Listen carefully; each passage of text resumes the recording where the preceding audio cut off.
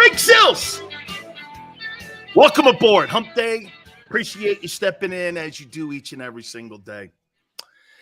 You know, you really get a chance to put a correlation together when you listen to one guy compared to another. And listening to the Sixers, Daryl Morey, the general manager today, gives me even more respect for Howie Roseman, the general manager of the Philadelphia Eagles. And here's where I'm going with this. So, general managers, the great ones, you know what they do? They tie themselves to a signature player, a fixture, a guy who delivers for you. And when you hear a guy like Daryl Morey go like this, well, our number one priority is to get James Harden back. No. You mean your number one priority is to get James Harden back. You know why? Because your legacy's tied to him. It's not tied to the Sixers. It's tied to him. I was just telling Tone, the great general managers, Jerry West, Magic Johnson, Kobe Bryant, Pat Riley, Dwayne Wade. Look at what Howie Roseman did. Howie Roseman realized that Carson Wentz wasn't the guy he was going to tie his legacy to. What did he do? He pulled the ripcord immediately. He was out on the ejection seat as quick as they signed that contract extension. And they moved in a different direction. And guess what Howie's done? He's tethered himself now to Jalen Hurts. All the great general managers have that one centerpiece that their legacy's tied to. Every one of them, every great GM has someone that they're affiliated with. And Morey, for whatever reason, his entire legacy is around James Harden. You're never going to win. This wasn't a Doc Rivers issue. This was more of an ownership issue. This is more of an accountability issue. Hey, let me just say this to you, Eagle fans. You don't ever have to worry about the Commanders threatening you in the NFC East as long as Josh Harris owns that team. You don't have to worry about it because he can't spot like Jeffrey Lurie can talent. Jeffrey Lurie went like this. I got a general manager here who's not tied to any one player. He identifies he's got a leg. Do we not agree? Howie has a legacy in Philadelphia sports. He's not going to threaten that with Carson Wentz, no matter how much money you gave him. Howie Roseman was not going to sit there and watch a guy drag his ass down. That's the difference between him and Daryl Morey. He'll let James Harden drown him. Howie ain't going to let that happen, including Doug Peterson. Howie would stick a garden hose in those guys' mouth if he thought it was in the best interest of the Eagles and his legacy. That's the difference between competing and winning. Being tied to one guy. How many times have we seen that? GMs get tied to one guy. Look at the Knicks. They got tied to Carmelo Anthony. What'd that get you? Nothing. Even the Nuggets. Funny, they became a better organization when they got rid of him. Every general manager, no matter what the sport is, that was the frustrating thing for Bobby Clark with Eric Lindros. Because Bobby Clark tied his legacy as a GM to Lindros. And it aggravated him. You want to tie your legacy and be remembered, kind of in the same light that Pat Riley and Jerry West are. That you were able to make that transition from being a great player, not that Pat was, but into being a great front office guy that had the best interest of the organization and wanted to build your own legacy.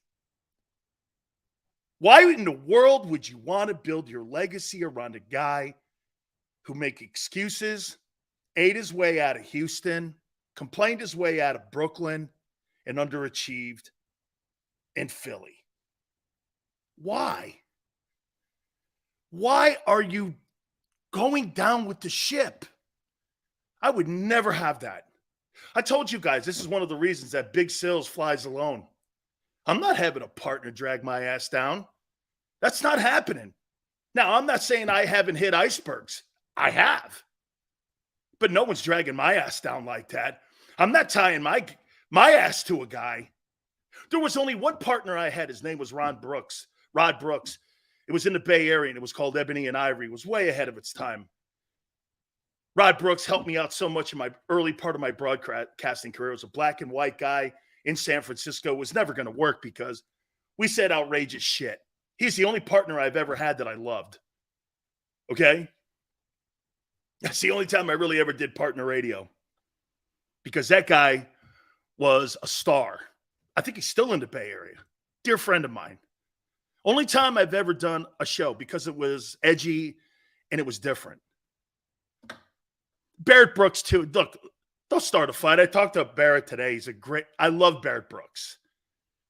And plus that was a great time. Anyway, tying yourself to a player or a situation is so deadly for a general manager. Howie Roseman is not going to do that. He is such a polar opposite to Morey. Morey dies with Harden, and he would die with that guy on the vine. Instead of just moving in a different direction. Look at Bob Myers with Steph Curry. Players come and go. Well, he's tied to Steph. He's tied to Steph Curry. Rob Pelinka's tied to who? LeBron James. Look at Dombrowski, where he is now with having the kind of players that he has on that Phillies team now. Look, every GM is tied to somebody. And you tether yourself and your resume to that guy. Just doesn't get it, man. You don't tie yourself to people that don't deliver, especially in sports, because your resume's being affected. Daryl Morey, man, again, listening to him, it was about him, not about the Sixers. And Josh Harris, you gambled wrong again. Wrong GM. Look at how many missteps that guy has made. That carpetbagger has made step after step after step in shit. There's not one thing he's done right. Dude, Embiid needs help. He's not a finisher. Tell him. Don't coddle him. Do you actually really think that Pat Riley and Jerry West were coddling Jabbar? What was the key component to that thing surviving, that Kareem didn't get his feelings hurt? They all called him captain. Magic made him feel it was his team. Everyone knew it wasn't. I told you that's the key component. Tying yourself to a guy that has the best interest of the organization and delivers. That's why Hurts has just been paid $255 million. Tying yourself to a guy, that's why coaches. What's the most important thing for an NFL coach? What do you think it is? Having a quarterback. Your resume, Bill Belichick, is tied to that decision. Do you know the biggest decision in the history of Bill Belichick's career? Do you know what it was? Going back to Tom Brady in the Super Bowl after Drew Bledsoe got that contract extension and won the AFC Championship game in the first Super Bowl. That was the biggest decision that was made for him and his coaching legacy. Nah, I'm tying myself to Brady, not Bledsoe. Bledsoe had the equity in the building. He had the brand new contract. They gave him $18 million signing bonus. He tied himself to Brady. And then the rest is history. Morey ties himself to James Harden. And the rest is history. Dude, the great general managers in sports find that one centerpiece, tie themselves to it. They're loyal to him because they can't play the game. Their resume's tied to him. Look, when you think of Daryl Morey now, you think of James Harden's failures. When I think of Howie Roseman, I think, of Howie Roseman's decision-making. He moved off of Wentz and into Hurts and revamped the team and actually became a better general manager after he came out of the broom closet. Howie Roseman, when you listen to an idiot like Daryl Morey talking today at a press conference, and then you realize how the general manager in the NovaCare Center acts, you see the success and failures. It's unbelievable. An idiot can see the difference. I'm tying myself to a guy who's older, overpaid, shitty attitude, and whines and cries. You know, you guys gave me shit about defending Lamar Jackson for not wanting to play in the postseason. How can the Philadelphia 76ers tie themselves to a guy who cried and moaned and bitched in Houston and ate himself out of Houston because he wanted to take his bat and ball somewhere else? Talk about a loser mentality. That should have showed you every single thing you needed to know about him. You know why the NBA guy has more medal and more place in sports? Because they got guaranteed contracts. NFL players do not act like that. NFL players are blue-collar guys, NBA guys, entitled guys. And it's on display. Even the general managers bow and bend over to their superstars. You'd never see that in the NFL. Look at the Eagles, for instance. So the Philadelphia Eagles give Carson Wentz a contract extension, huge money, one of the biggest contracts in the NFL. They took a gigantic shit on that guy 2 years later. They didn't care. And look at Daryl Morey. You signed that guy a year ago. You bring him in, you're not taking a shit out of his horrific performance and his horrific Game 7, which he's known for shitting the bed on. And you look at Doc Rivers and you put the bullseye on Doc. That's a terrible organization.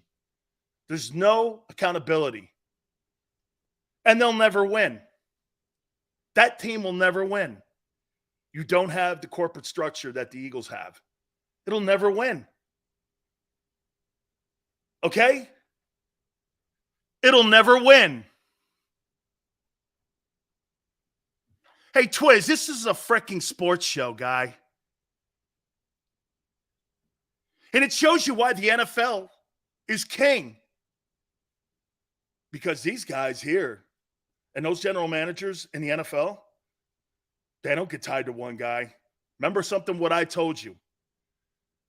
Okay? General managers in the NFL fall in like with their players, not in love with their players. They fall in like. Howie doesn't love anybody. He really likes Jalen. You may have to cut that guy one day. Oh, Twiz, I'm kidding, dog. Oh, by the way, one last thing. Joker's the best player on the planet. Joel Embiid. Sorry for laughing.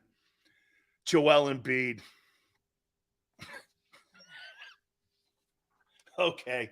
I watched that guy last night play. I don't think so. And by the way, Rick Barry, who was on the program, is right. It's not close. Yeah, but Susie, I don't care. He's in the Western Conference Finals. And he puts a historic triple-double up. Shit like something like Jabbar and Wilt did. And this guy's got two of them now. I mean, he was absolutely spectacular last night. Watching that guy, I mean, I don't know if I've ever seen a 7-foot guy or a center, maybe Walton, maybe somebody like Sabonis, who is a better passer like that. Maybe Olajuwon. That guy was spectacular last night. He was spectacular. That Joker was unbelievable, man.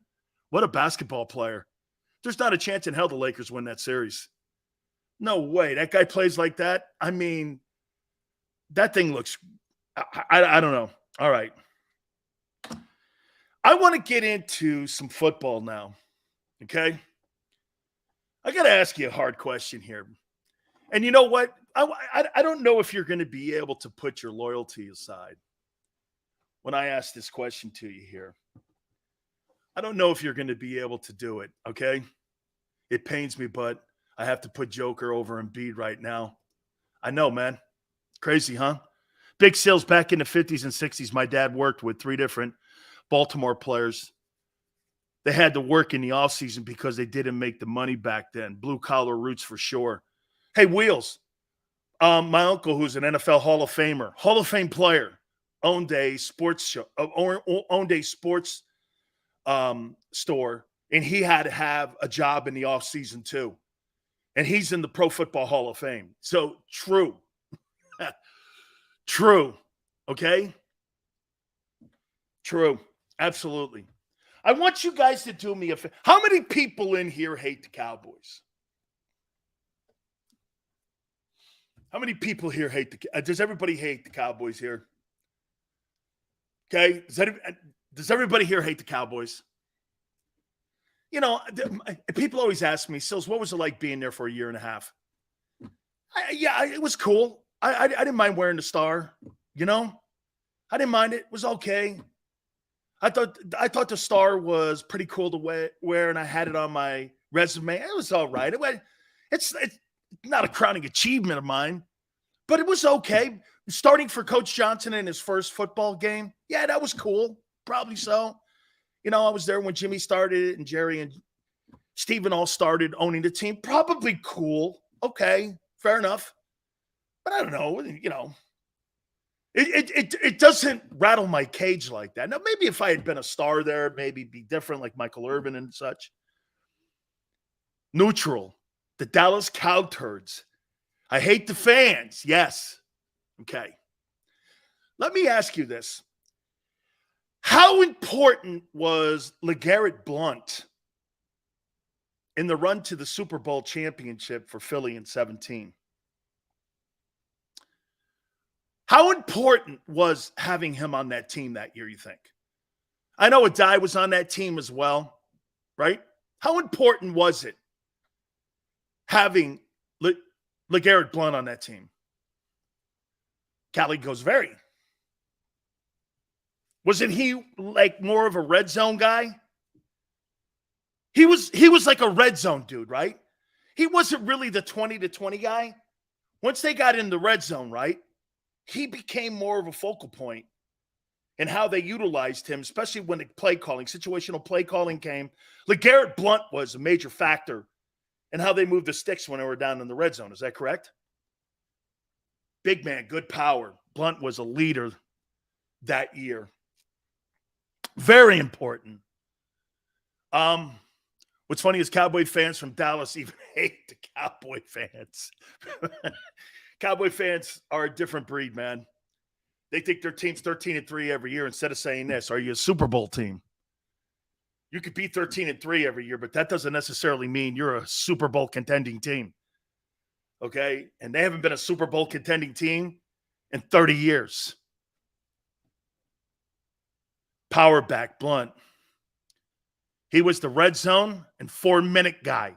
Kept the clocks going, right? Okay. Come on, Big Sales. Birds fans, do you hate? For real, actually, really, you're right. You're right. Well, let me throw this at you here. What a better way to aggravate your opponent and stick a dagger in their heart and use a player's emotion against him than signing Ezekiel Elliott as your red zone guy.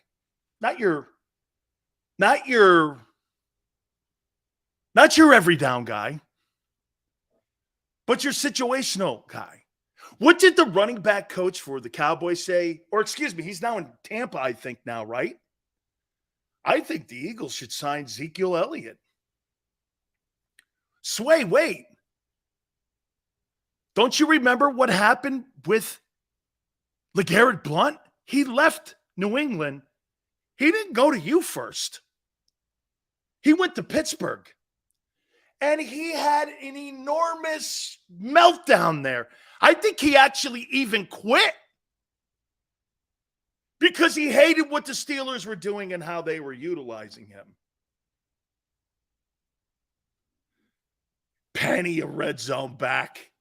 Wake me up when he plays 5 games. Then we'll have a conversation. Just do me a favor from now on when you talk about Rashad Penny.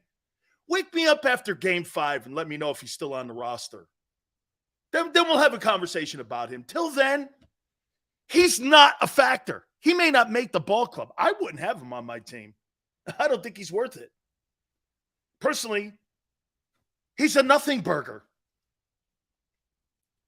The only guy you got in the backfield right now that's worth the shit is DeAndre Swift. Doesn't DeAndre Swift and Zeke Elliott give you kind of what you had in 17? A power back and a versatile back. Isn't that the dimension you had? You're telling me you don't see the same correlation between DeAndre Swift and LeGarrette Blount. And what a better way to get to Jerry and the Cowboys. To put a guy who's pissed off because they cut him at 28 years of age and let him walk out of the building for Tony Pollard and a guy they drafted this year. Boston Scott, who? Dude, I'm talking about football players here, not decent players. I'm talking about and by the way, you're not asking him to carry the ball 20 times. You're asking him to carry the ball in the red zone. Zeke, now the big key would be, does Zeke know his role? Because Ezekiel Elliott is not a 20-carry guy anymore. He's not.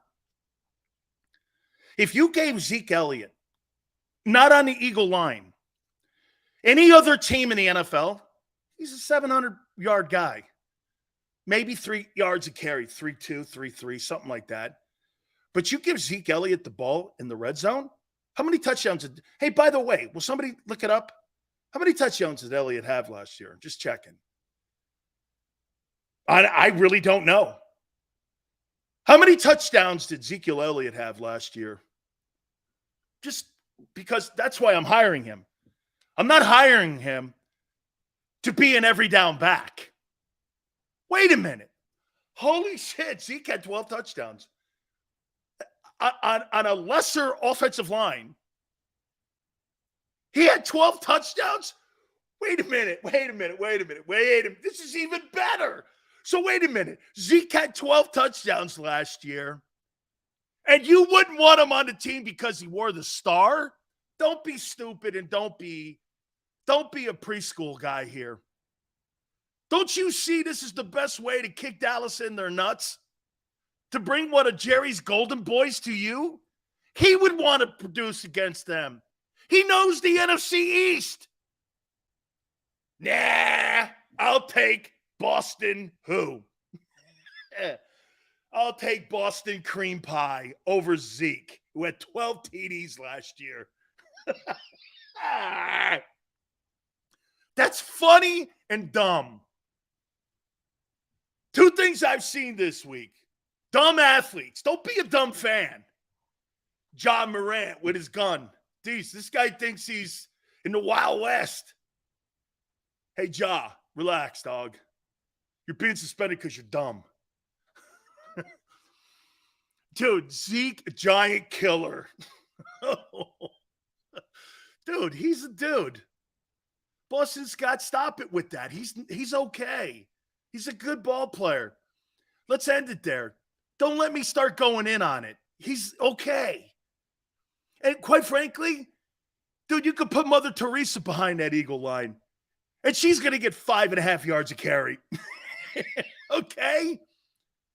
You could put Aunt Betty behind that line, and she's going to get 5. And she's 70-some years old. She's going to get 5.5 yards a carry. Come on. So I think the Cowboys should sign Zeke Elliott, dump Rashad Penny. Then you would have DeAndre Swift as your 20-20 guy, catching footballs out of the backfield, creating a great screen game. And then you get Zeke to go in the red zone. He's a touchdown machine. How is that a bad idea? How is that a bad idea not resemble what you had in 17? How does that not resemble what you had in 17? Okay? Dalvin Cook, I'm not paying. By the way, wait a minute. I haven't even got to Dalvin yet. Dalvin Cook and the Cowboys, baby. That's happening. June 1, if Dalvin Cook gets cut by Minnesota, and he's going to Dallas. Dalvin Cook in that offense, the Cowboys close the gap on you. They're not better, and you're still better. By the way, we're going to look at the NFC East here in a second and what we've learned this offseason about every team as they get ready for camp in July. We're going to do that here in a minute. By the way, Philly 500, 5:30 Eastern time. We're going to talk to our boy. So you would not want to have a touchdown machine as your red zone. Who's your red zone guy now? Oh, wait, you don't have – oh, Jalen. Jalen's your red zone back right now. Yeah, that's effective. Oh, man. You see, friends, the idea here is not to get that guy killed. He's a $50 million Bugatti now. Do you know what a Bugatti is? I know most of us in here drive Acura Legends. Okay? I know most of us are Acura drivers in here. You know, unlike Tone and Xander and them guys who drive them big Mercedes-Benz. Me and you are more Acuras. You know, we're Acura Legend guys and Nissan guys. Okay? Jalen Hurts is a Bugatti now. He's a Bugatti.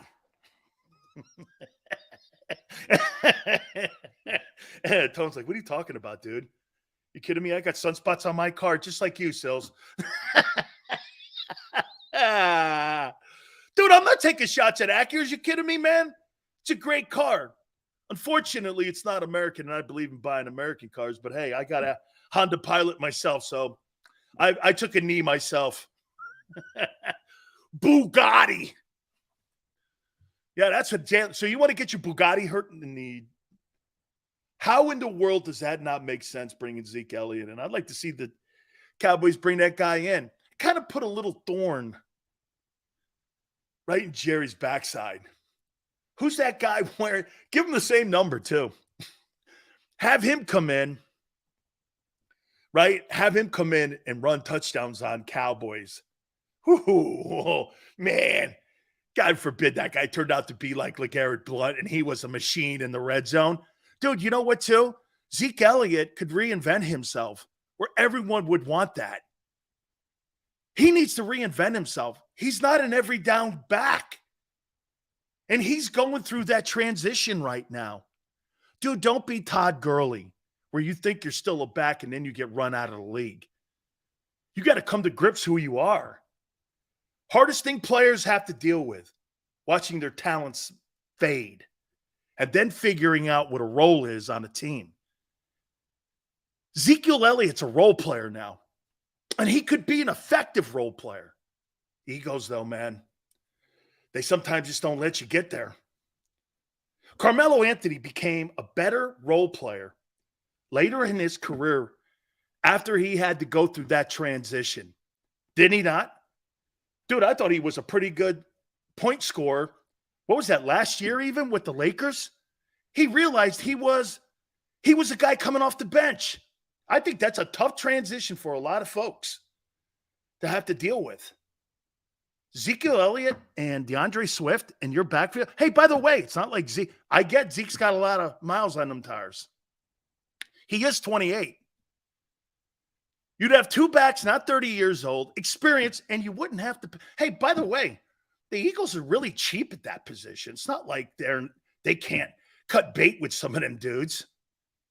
It's the cheapest position on the field, next to the linebackers. Probably safeties too. Isn't that crazy? All needs. And that's their cheapest spots. The cheapest spots on the team right now are backs, linebackers, and safeties. That's where they save their money and their cap, is in those three position rooms. They just don't buy into it for whatever reason. I still think you need to have dual back. If you don't have one signature back, I think you need dual backs. And they don't have dual backs. There's nobody in that backfield right now that's a screen guy. Well, now there is, DeAndre Swift. There's really no red zone back. Go get one and get rid of those other guys. Keep one of them. Gainwell probably. Or Boston probably. I don't know. Whatever guy you flip a coin on, you can keep one of them guys. It's all good. The rest of them, you don't give a shit about it anyway. And don't fall in love with your players like Daryl Morey. Fall in like with them.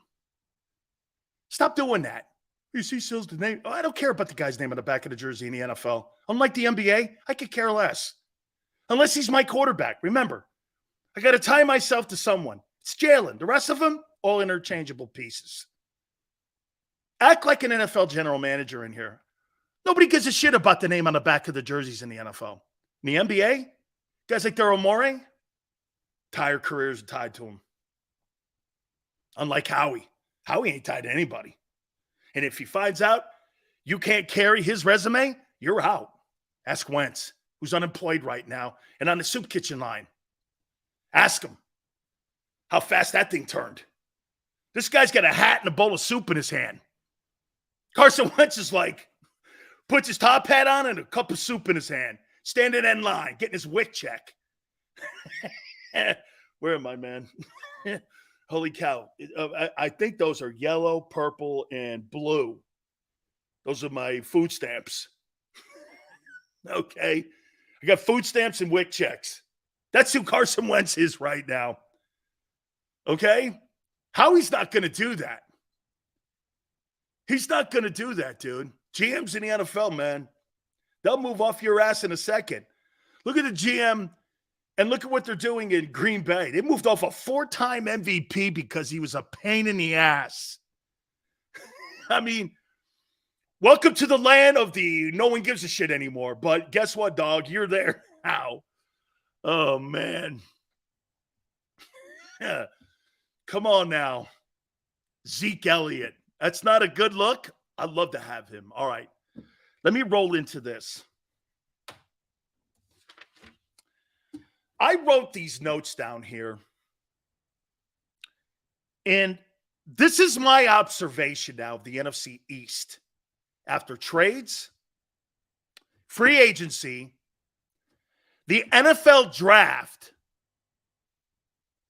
This is my synopsis. If I was writing a report on all these teams in the NFC East, this would be my report on them.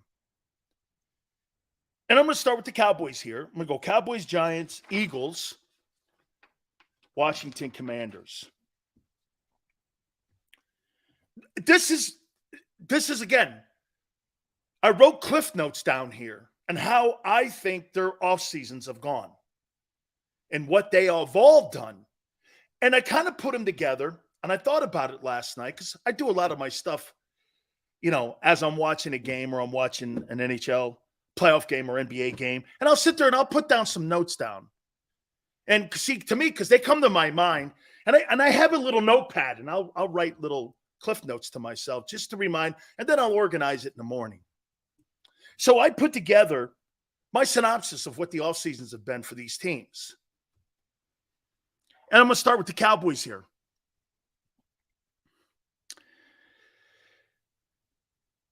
The Cowboys right now, in my opinion, have pushed all their chips in this year. Now, unlike any other year, because this is what they traditionally do, the Cowboys right now are a win-now team. They're one of those win-now teams. And I think it has a lot to do with the owner, who's 80 years old. He's still trying to chase that one last brass ring to try to prove that he could do it without Jimmy. And that's where he is in his career. He wants one more opportunity to win a Super Bowl without Jimmy Johnson. Unfortunately, I do not believe that's going to happen. But he's pushed them all in. They traded for Brandon Cooks. I think that's an upgrade. They put the franchise tag on Tony Pollard. Big money, actually, an investment. But then again, the Cowboys, unlike the Eagles, they believe in running the ball. They believe in running backs in Dallas. They don't believe in running backs in Philadelphia. Actually, you haven't really believed in the last 20 years in running backs outside of Brian Westbrook and Shady McCoy. In the last 23 years, those two guys probably are your only two gigantic investments you've ever had. You moved off a guy just now because you didn't want to pay him. And not that I thought you were wrong. Miles Sanders, 1 year. If Miles, can I tell you this? If Miles Sanders had a couple of those years that he had this last year, I'd have brought him back for 7. But I don't believe he's that guy. I think he's a 1-year wonder. I think he had a career year in his last year of his contract. And he hit the lotto. I want to see him do that in Carolina now. Dude, if he does that in Carolina, clearly it would have been a mistake for the Eagles not to give him the $7 million. But we'll see. And if they can't recoup that 1,300 yards rushing and his 11 touchdowns, then it will be a problem. Okay? I want to see him do it in Carolina. They got Stephon Gilmore and put him in the backfield. Like I said, are they better than the Cowboys, Diggs and Gilmore? No, they're not. They're not better. But they closed the gap. Gilmore's a great player still. Well, let me back that up. I don't know, great player. He's a really good ball player still, I think. I think Stephon Gilmore is a good ball player. Really good ball player. Not a great one anymore. He used to be great. Former defensive player of the year. I don't think he's in his 19 form, but I don't think he's far off it. I do think the Eagles still have the best corners, but they're good now. They're good. Stephon Gilmore can play. Did they get enough help for Dak, though? Is it still a work in progress? Dak had a definite fallback year. He was injured, came back, was not the same. Unless he played against the Eagles, he just looked all over the place. The inconsistency week in and week out was there, and his decision-making really hurt. And now you're going to go off of Kellen Moore. Does that mean that Mike McCarthy's going to be more conservative with the approach of Dak Prescott this season? See, I think that's what that means. I think because they realized this with Kellen Moore, who's now the offensive coordinator in Los Angeles with Justin Herbert. I think they want to be more conservative when it comes to throwing the ball down the field. I do. I think they want to be more conservative. What's that mean? I think they want to be more centric on running the ball and getting play action pass back into the offense. Play action almost became non-existent with the Cowboys last year. So to me, I think because Mike McCarthy has been given the reins back, I think it's going to be more of a conservative. What was the big bitch in Green Bay between Mike McCarthy and Aaron Rodgers? Rodgers thought that the offensive approach was too conservative. Well, that's not going to expand because that's not who Mike McCarthy is. Mike McCarthy is he's not a risk it and biscuit guy like Bruce Arians. He doesn't buy that. So to me, that means that's why Dalvin Cook makes sense to me, or Derrick Henry. That stuff kind of makes sense to me if they're going to be looking for a running back. I think June 1's going to tell us a lot about that position in Dallas. Tony Pollard is a better version of DeAndre Swift. Okay? I think he's a better version of that. Now, I think Tony Pollard's a really good football player, and I think DeAndre Swift's an electric guy. It's not a diss. He's just been more productive. He's been asked to do more. He's been more healthier. I know he got hurt last year. I'm talking Pollard.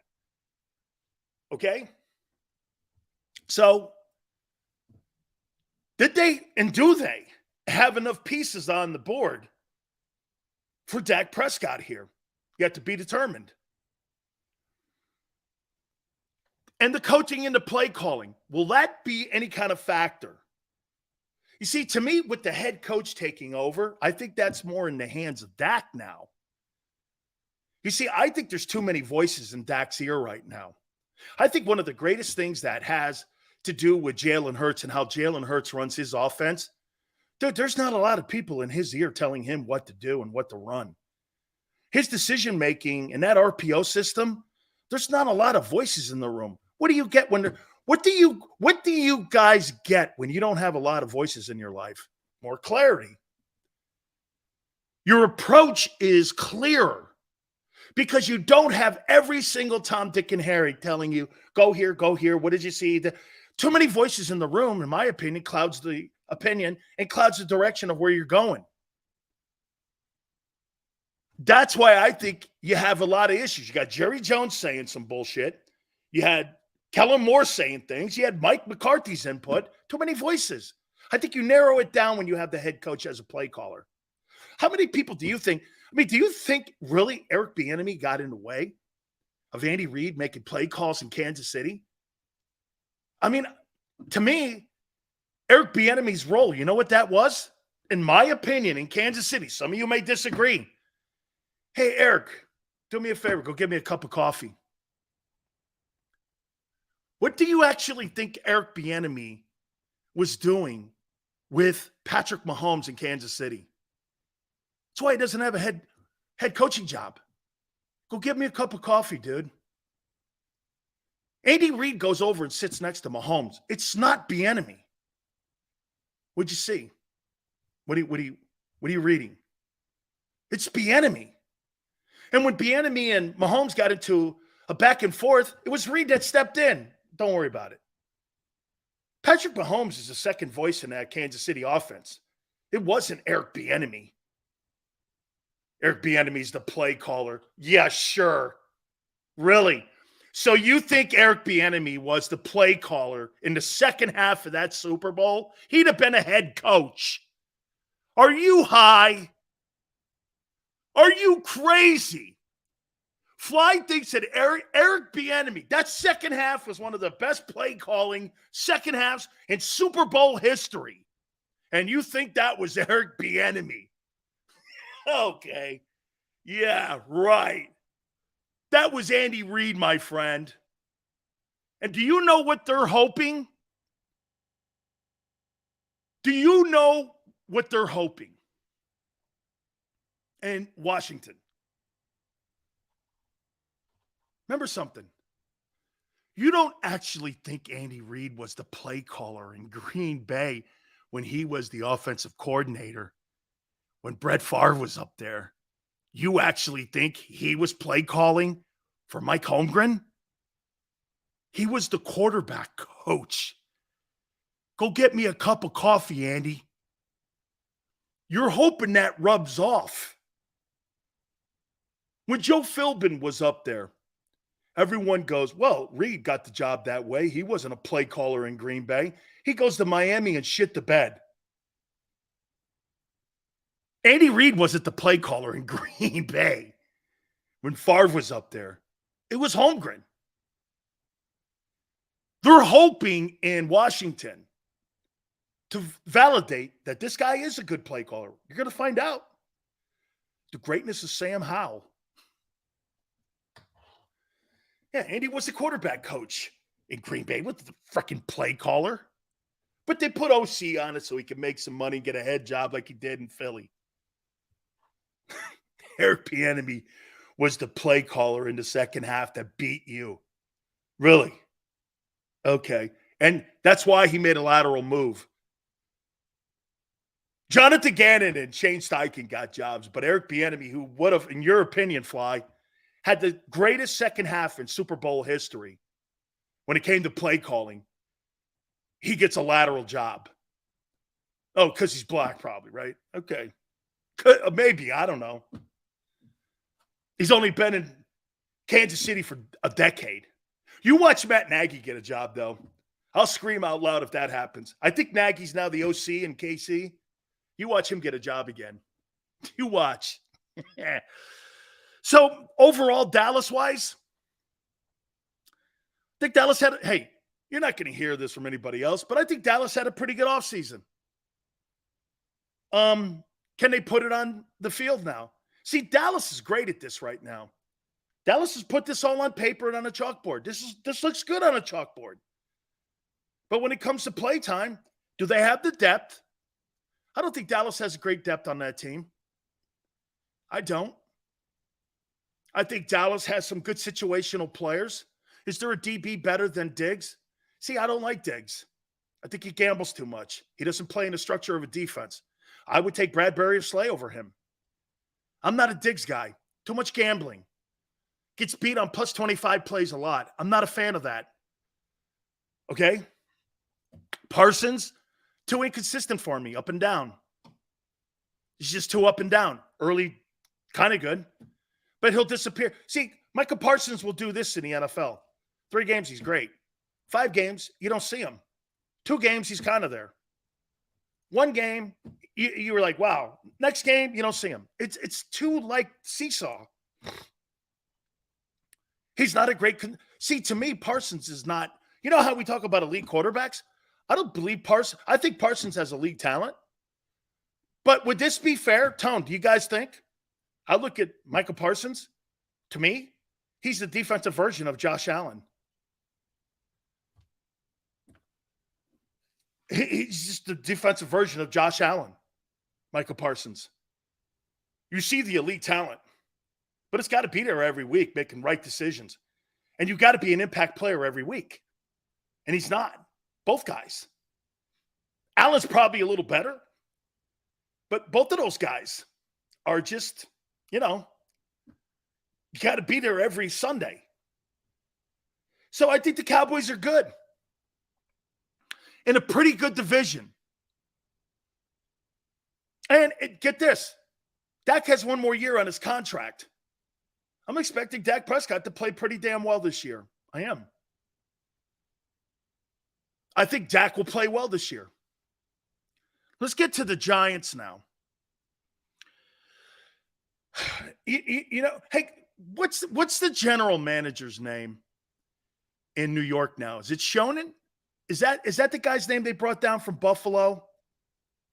Is that his name? The guy, the assistant that they had up there in Buffalo. Is that his name, Shonen?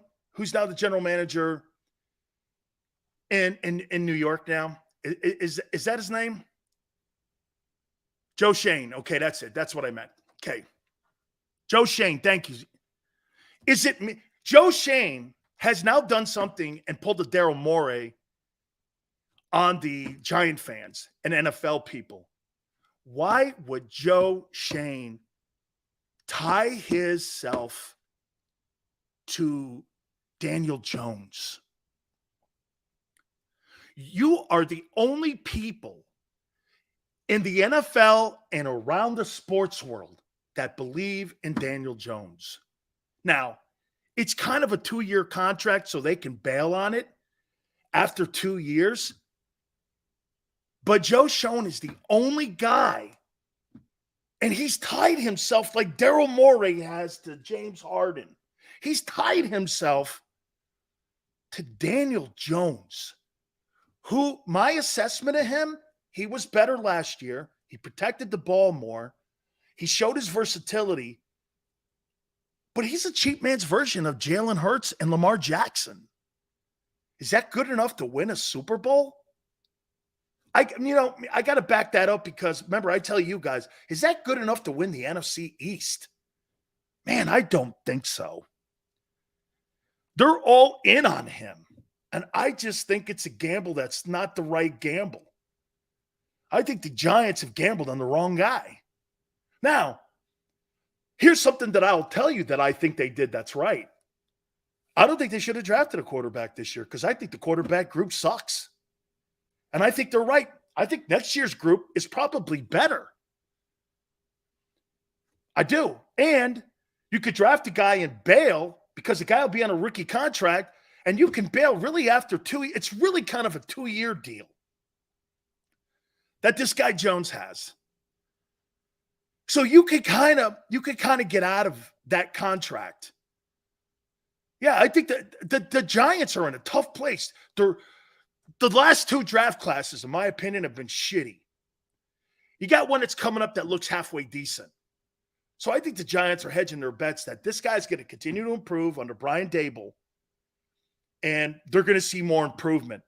They got Waller from Las Vegas. I like to see DeAndre Hopkins in the room, something like that. Give the guy an opportunity to see if this guy can actually elevate his game. Maybe what I would also do is try to run more of an offense like they have in Philadelphia for him.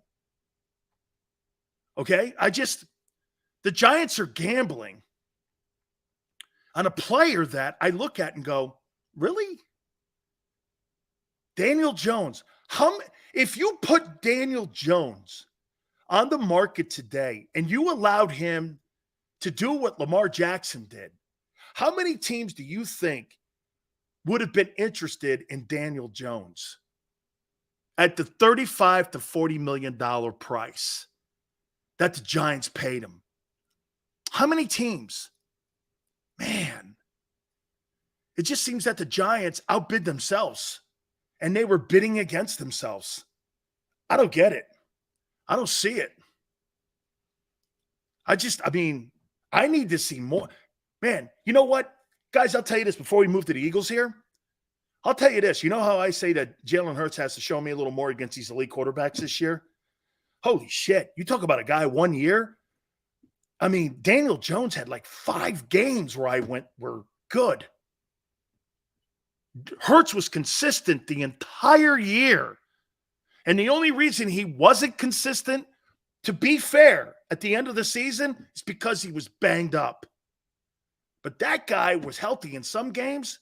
He was a non-factor in many. I just don't see it. I think the Giants are like the Sixers. They're gambling on the wrong dude. Eagles. We're looking at the NFC East, and I'm giving you my synopsis of all the teams in the East right now. I would say this proclamation on May 17th. And agree or disagree with me on this. Are there better – here, let's phrase it this way first, as I'm talking Eagles now. Are there better rosters in the NFL than the 49ers and the Eagles? Are there better rosters? Does KC have a better roster? Start with champs. No. Cincinnati, kind of close. You know, Cincinnati's defense is very underrated, especially at the edges. Buffalo, it's a good roster. The Chargers, they got a good roster too. The Jets, they're top 10. Detroit got a really good roster. Unproven, no, but a good roster. A lot of young talent there. But again, better than the Niners and better than the Eagles. Eagles and Niners have the best rosters in the NFL. I think that's clear. If you were to put them and rank them, depending on what your appetite is, I think 49ers and Eagles, most people with common sense would put one or the other there, and probably put the Eagles ahead because the quarterback situation hasn't been resolved in San Francisco. And so probably Philly, you'd put them above. So if the Eagles have the best roster in the NFL, they clearly have the best roster in the NFC East. Howie has brought back a lot of guys. It's kind of like a rolling it back again. Okay? He has. He's got his corners back. I didn't think I'm giving you my synopsis on all the teams. Now, hey, I think he's done a great job. But here's what he has. And there's a difference. This is not an indictment on, this is what he has. I think Slay's getting long in the tooth. I think Bradbury found a home. I think Brandon Graham will walk it back a little bit. You're playing better teams, better quarterbacks, better football players. Fine ball player, little long in the tooth. Fletcher, he's probably right there. Fletcher Cox is probably making the turn on the back nine now. But that's okay. I think he still got some. I thought he was really decent at the end of the season last year. I did. He may have been the best defensive tackle the Eagles had last year. And I mean that because he could play the run. Hargrave couldn't play the run. Hargrave wasn't really good against the run. Edge rusher, you figured out the Rubik's Cube, as I like to say, with Hassan Reddick. You drafted a lot of players that are going to be interesting to see how the new coordinator puts them all together. The offense for Philly, there's no question, is a spectacular offense. Very cheap at the offense.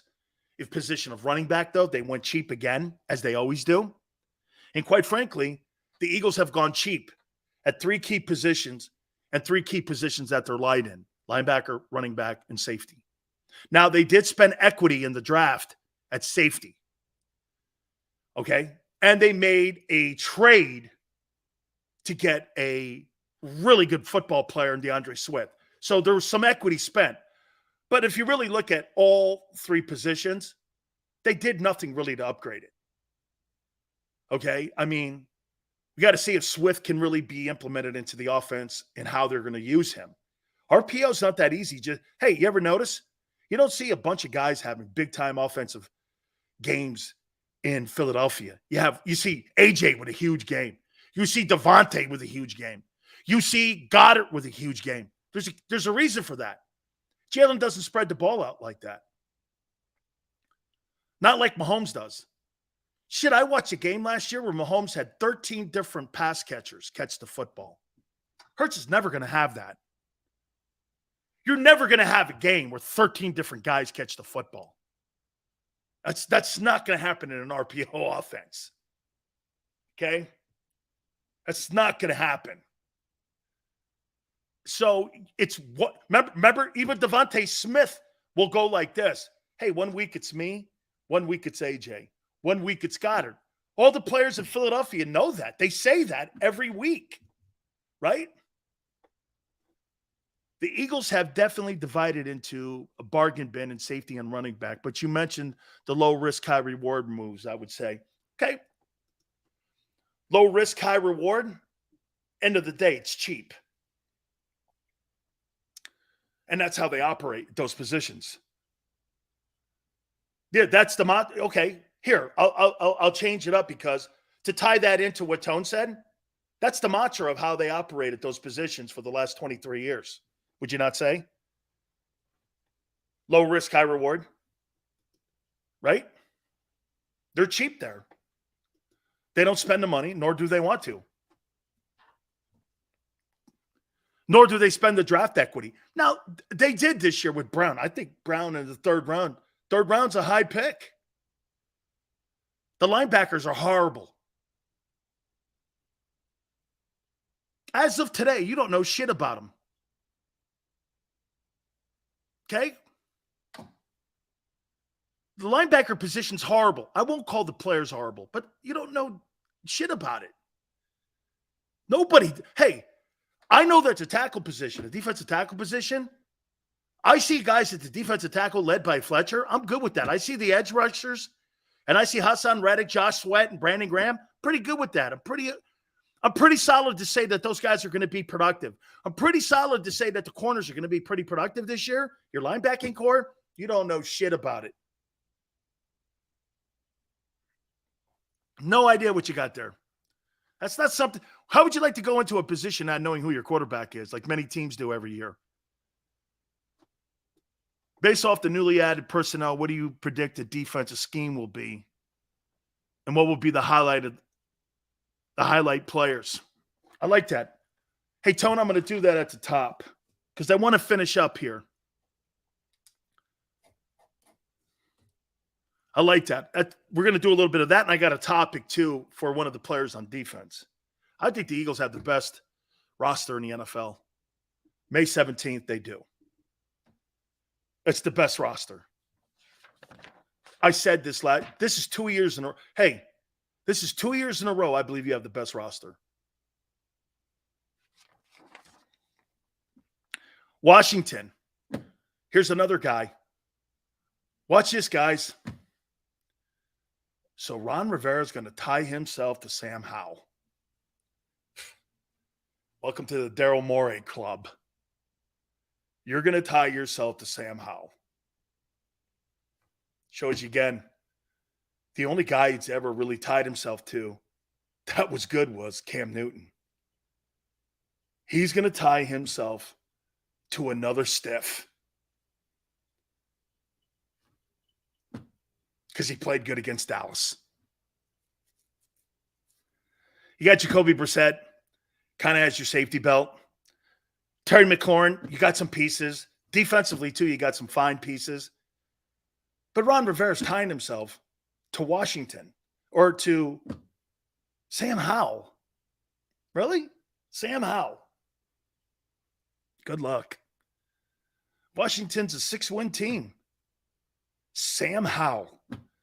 Shows he looked good in the Cowboy game. Shit. Okay, well, let's use Eagle fans' mentality. I know Dak beats us up, but what's Dak do against the Saints? I mean, that guy can't beat Taysom Hill, but he can beat the Eagles. And there lies the problem with Dak. Dak gets beat by Taysom Hill, but beats the Eagles. It's not the guy I want as my quarterback. I'd beat the Eagles one week and lose to Taysom Hill scoring 7 points. I don't know. Yeah. So the Cowboys are the second best team in the NFC East. Eagles have the best roster in the East and probably in the NFL as well. Okay? Probably in the NFL as well. I like Tone's question here. I also got a comment to make. Another topic to hit on here. Don't forget, 5:30, we're going to have our friend Philly 500 with us. And Tone really has a great question here. As of today, based off the newly added personnel, what do you predict the defensive scheme will be and who will highlight in that scheme? We're going to hit on that. Bunch of stuff. Again, Philly 500 in hour number 3. Please hit the like button. Keep it here on the National